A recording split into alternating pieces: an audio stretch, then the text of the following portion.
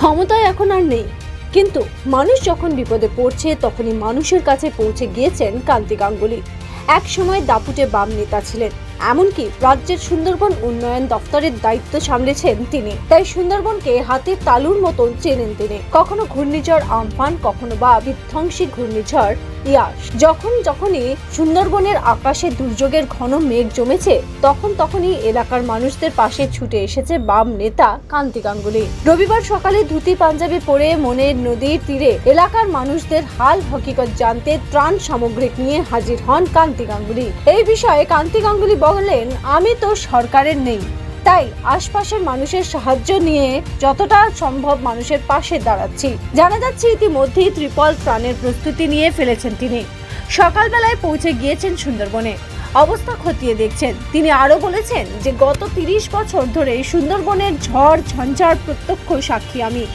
2009 সালের 26শে মে আয়লা আছড়ে পড়েছিল সুন্দরবনের বুকে। আজকের দিনটিও হলো 26শে মে। আমি তো নদীর পাড়ে দাঁড়িয়ে, বৃষ্টি হচ্ছে, হাওয়াও বইছে, রাজ্য সরকার সব রকম প্রস্তুতি নিয়েছে বলছে, কিন্তু আমি তা লক্ষ্য করছি না। আমার মনে হয় প্রশাসনের আরো সতর্ক হওয়া উচিত ছিল। এদিকে ঘূর্ণিঝড় রোমালের ল্যান্ডফলের সময় যত এগিয়ে এসেছে, তত রাজ্য জুড়ে খারাপ হচ্ছে আবহাওয়া।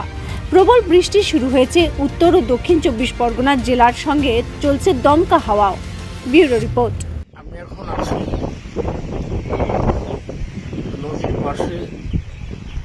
মনি নদী আমার একদম কাছে, 100 হাত দূরে, 8 থেকে 9 কিলোমিটার দূরে সমুদ্র। আচ্ছা, গত 30 বছর সুন্দরবনের সমস্ত ত্রাণদানরা আমি প্রত্যক্ষ সাক্ষী। আজকে এই মুহূর্তে মনে করছি 2009 সালে আয়লা, সেই দিনটাও ছিল সেই অভিশপ্ত 26শে মে। সেদিনও রাত 10:30 11টার সময় আয়লা আছড়ে পড়েছিল আমাদের সুন্দরবনে। আজ সেই 26শে মে আবার সেই রাত্রি 11টা থেকে 11:30টায় যা আবহাওয়া বিজ্ঞান বলছে, রিমেল বাংলাদেশ এবং আমাদের উপকূলবর্তী এলাকায় ধাক্কা মারবে, ঝাঁপড়ে পড়বে। এই মুহূর্তে আমি যখন আছি, সকাল প্রায়, আজকে 26 তারিখ আছে, সকাল এখন প্রায় 8:30।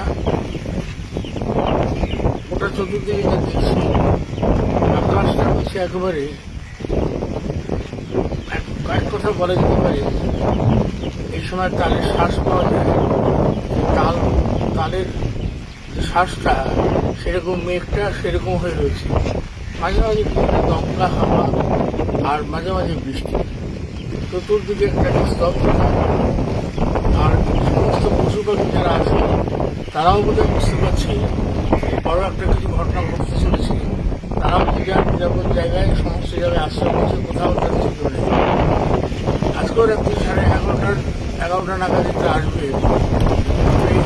এটা হচ্ছে চতুর্থী পঞ্চমী, হয়ে গেল চতুর্থী পঞ্চমী।